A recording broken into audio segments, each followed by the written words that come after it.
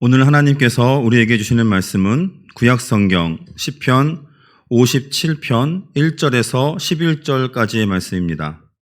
제가 보는 성경으로 구약 842쪽입니다.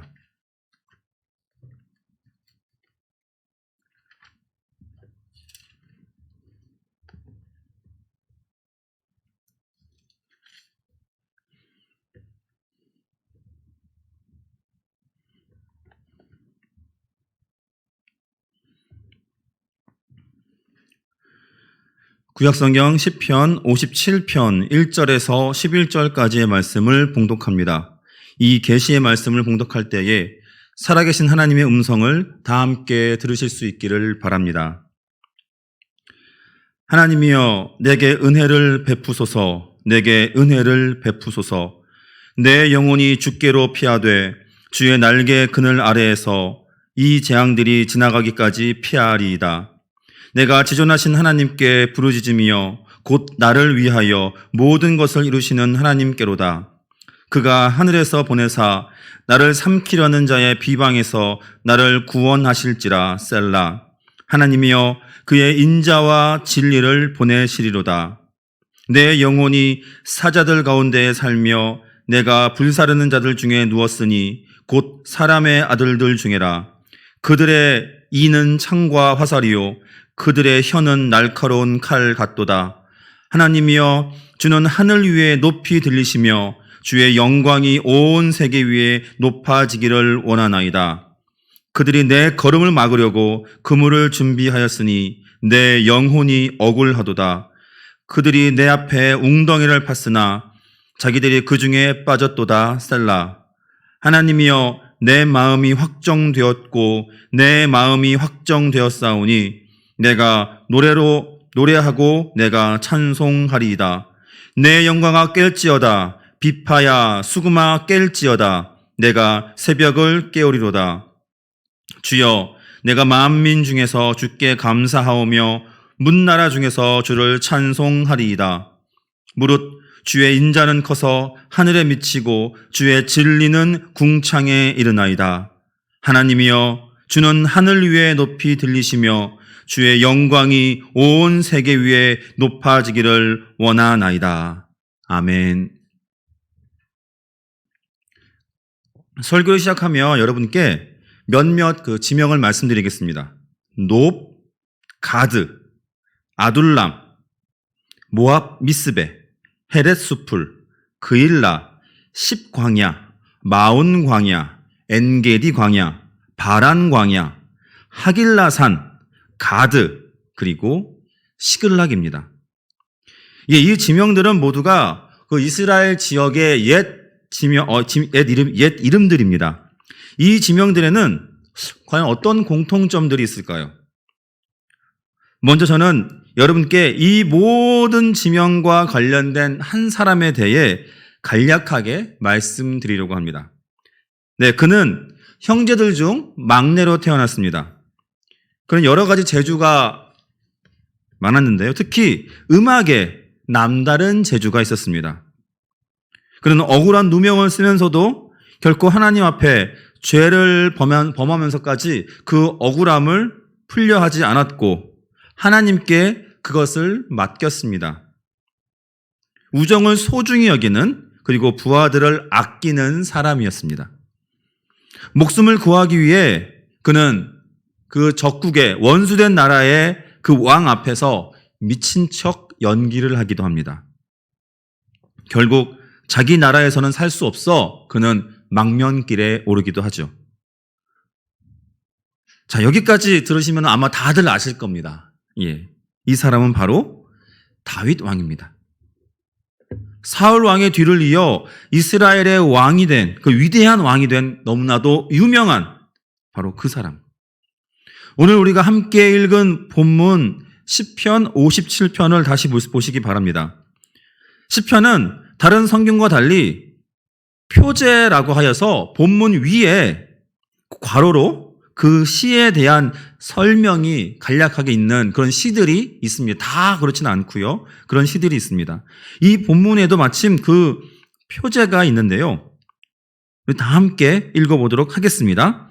다윗의 믹담시, 인도자를 따라 알다스엣에 맞춘 노래, 다윗이 사울을 피하여 굴에 있던 때에.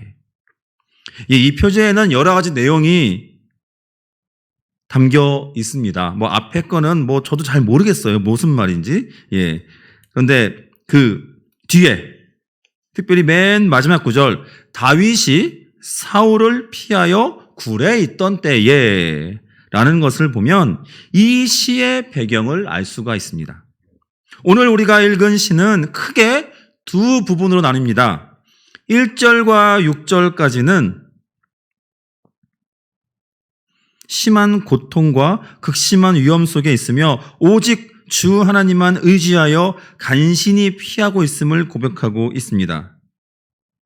그러나 7절 이후부터는 기쁨과 승리의 어조로 바뀌어 찬송과 감사로 그 끝을 맺고 있습니다.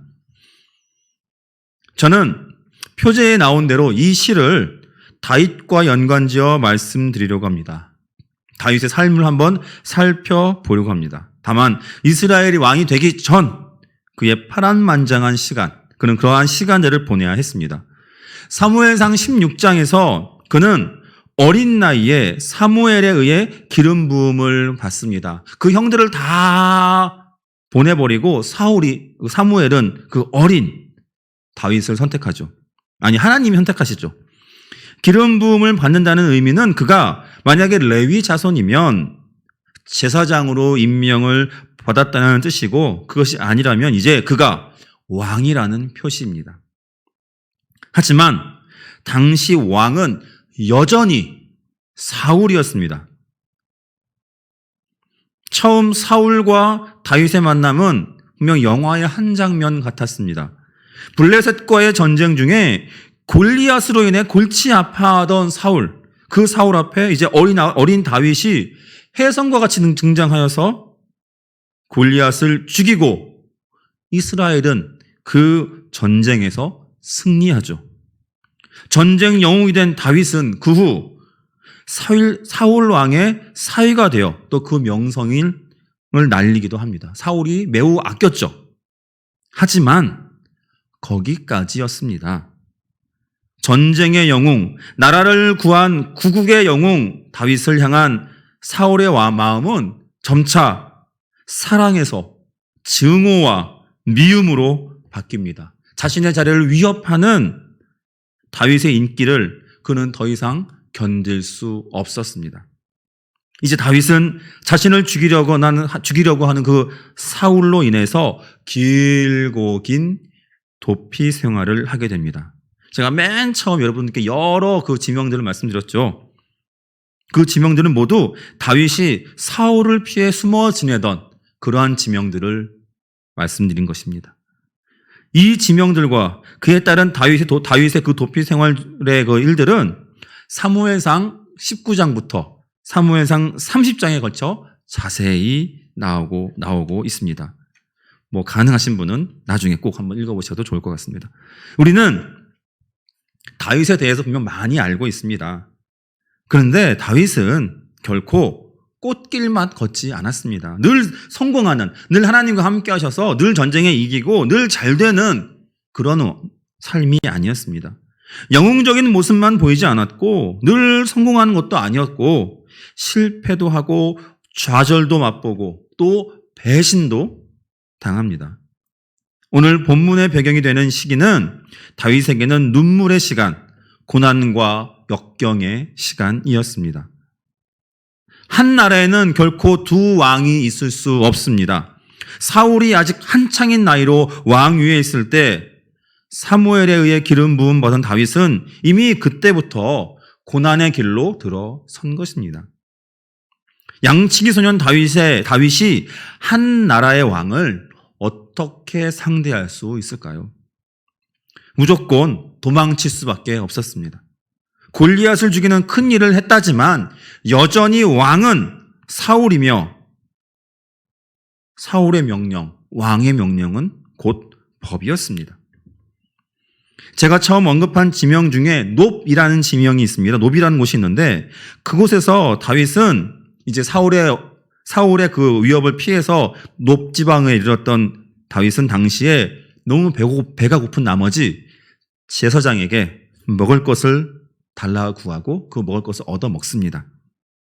그런데 이 사실을 안 사울은 그 즉시 그 높당에 있는 제사장과 또 제사장의 가족들을 모두 죽이고 맙니다.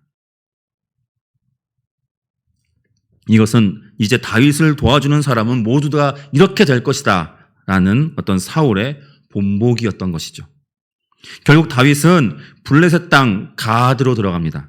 네, 맞습니다. 바로 그 블레셋, 골리앗의 나라, 다윗으로 말미암아 전 이스라엘과의 전쟁에서 패했던 그 블레셋 말입니다. 원수의 나라가 그의 고향인 이스라엘보다 더 안전하게 여겨졌던 것이죠. 그리고 심지어 그곳에서 그는 그곳 왕 아기스 앞에서 미친 척하며 목숨을 건 연기까지 해야 했습니다. 왜냐하면 일부 신하들이 다윗이 저요 다윗 이스라엘의 영웅 우리 골리앗을 죽인 사람입니다 라고 하니까 생명의 위협을 느낀 다윗이 미친 척 나는 그런 사람 아니다. 옛날엔 그랬을지 몰라도 이제 나는 이런 사람이다 라고 하면서 목숨을 연명해야만 했습니다.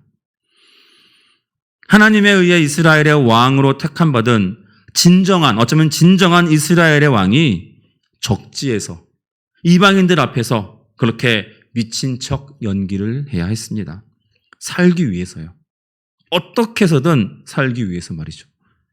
또한 이제 잠시 그곳에서 머물던 다윗은 다시 이스라엘로 돌아와서 또 긴 도피 생활을 합니다. 물론 다윗도 그 당시 결코 혼자는 아니었습니다. 함께하는 동료들이 생겼습니다. 사무엘상 22장 1절과 2절입니다.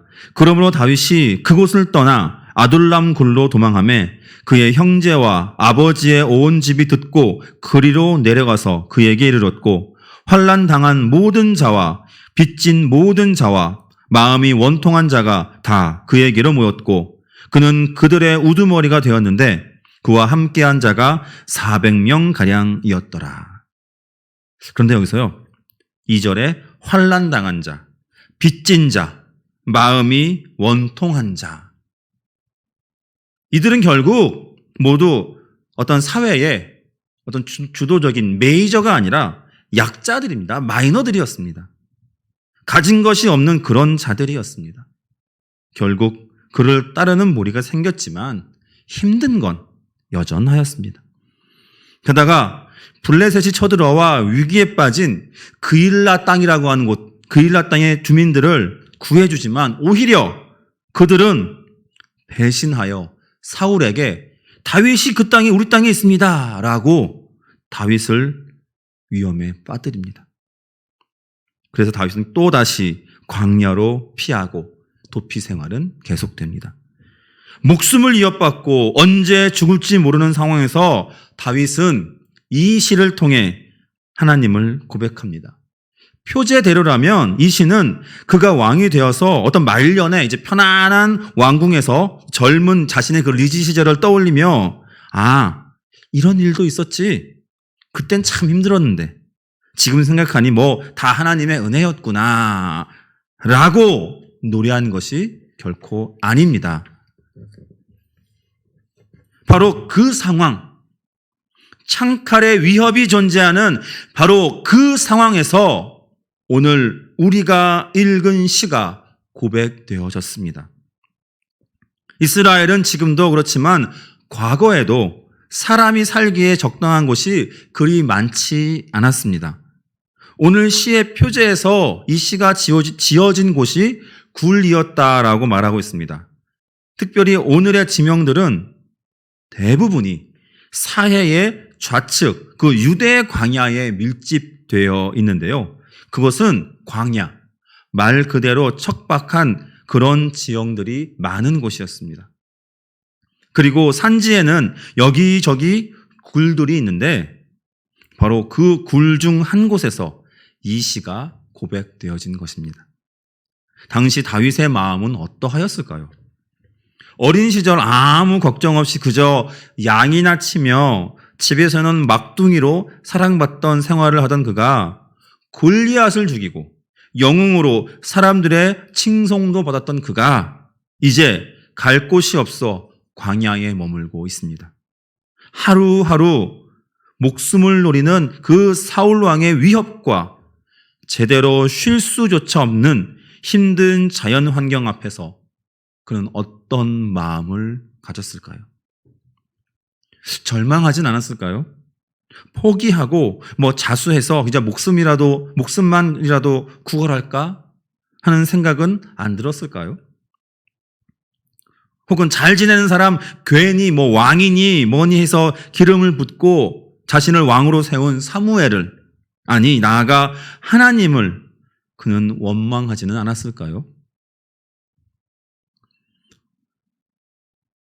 다윗은 분명 절망했을 겁니다. 포기도 했을 겁니다. 그리고 하나님을 원망했을 것입니다. 만약 그가 절망도 포기도 원망도 하지 않았다면 우리는 오늘 더 이상 다윗에 대해 나눌 것이 없습니다. 아니, 나눌 필요가 저는 없을 것 같습니다. 왜냐하면 절망도 포기도 원망도 안 하는, 그런 것을 모르는 그런 사람은 우리와는 다른 사람이죠. 레벨이 다른 사람입니다. 그리고 우리가 따르기에도 결코 불가능합니다. 저는 그렇습니다. 어떻게 원망하지 않을까요? 그런 상황에서 어떻게 절망하지 않을 수 있을까요? 오늘의 본문을 여러분 다시 보시기 바랍니다. 1절에서 6절까지의 본문에서 그는 자신이 처한 위협에서의 구원이 오직 하나님께만 있음을 고백합니다.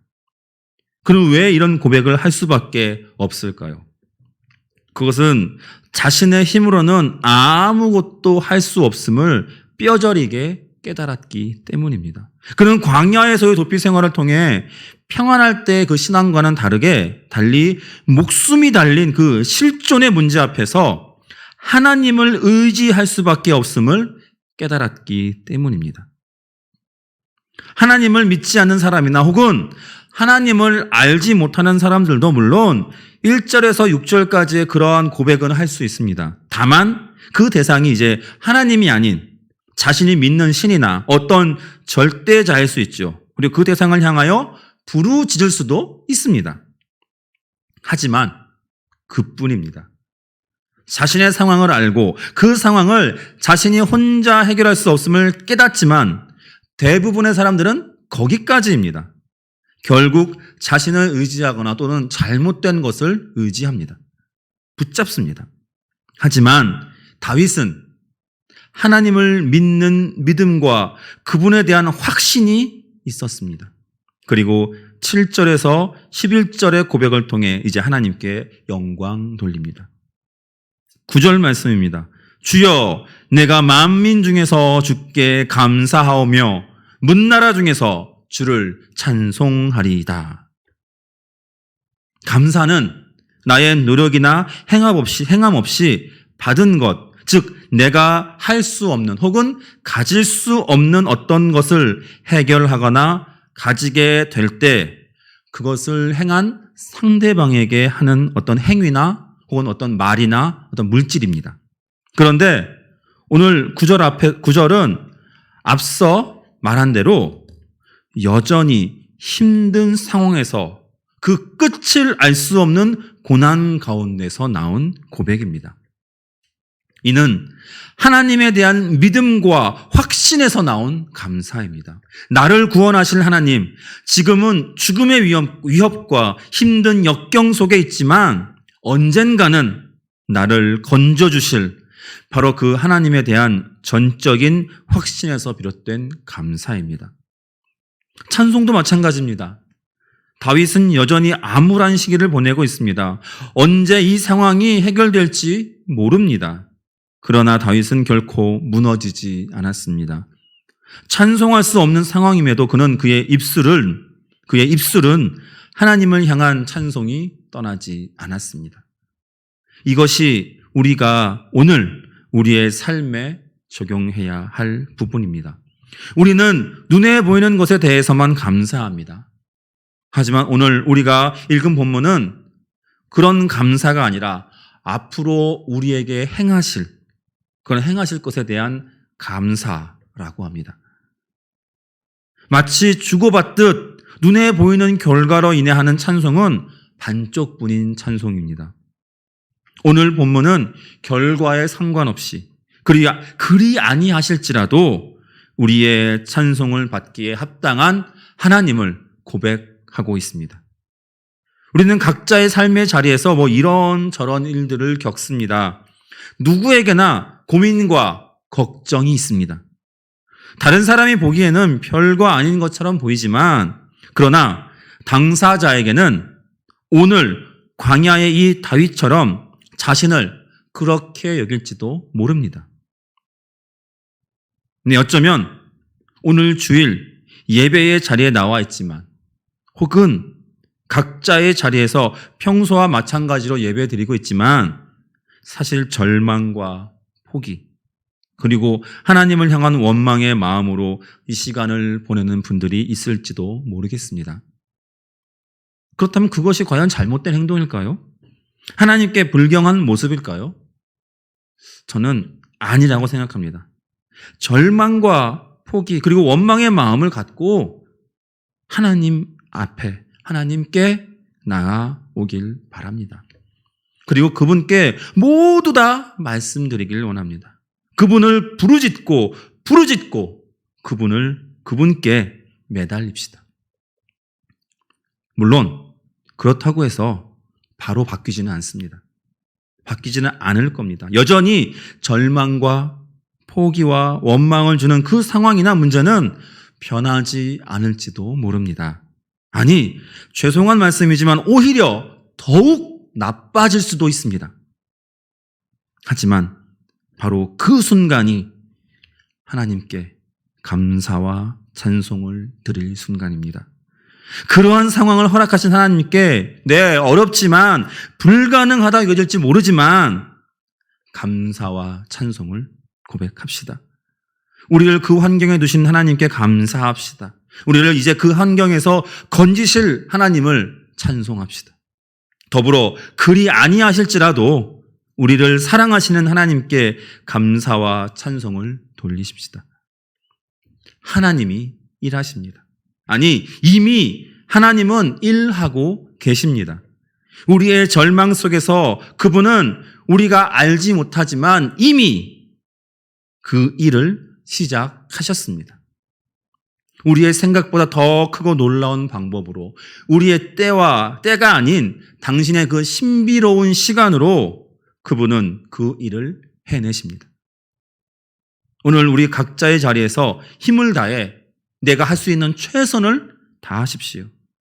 그럼에도 상황은 해결되지 않고 나아지지도 않고 또 인정받지도 못하고 실패하더라도 그러나 결코 무너지지 마십시오. 결코 잊지 마십시오. 그 가운데서 이미 우리와 함께 일하시는 하나님께 감사와 찬송을 올려드리십시오.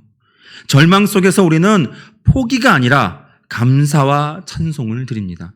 우리는 혼자가 아니기 때문입니다. 우리는 혼자가 아닙니다. 아니, 혼자 있을 수 없습니다. 우리를 그저 홀로 두지 않으십니다. 기도하겠습니다. 임마누엘의 하나님, 우리를 결코 홀로 두지 아니하시는 하나님, 우리에게 다양한 모습, 다양한 환경을 허락하시고 여기까지 인도해 주심에 감사드립니다. 우리가 늘 하나님께서 함께 하신다는 것을 결코 잊지 않게 하옵소서. 삶의 무게로 말미암아 좌절하거나 무너지지 않게 하시고 이미 우리 손을 잡고 일으켜 세우시는 하나님을 기억하고 감사와 찬송을 드리게 하옵소서. 그리고 이를 통해 다시 일어서게 하옵소서. 언제나 우리와 함께 하시는 예수 그리스도의 이름으로 기도드립니다. 아멘.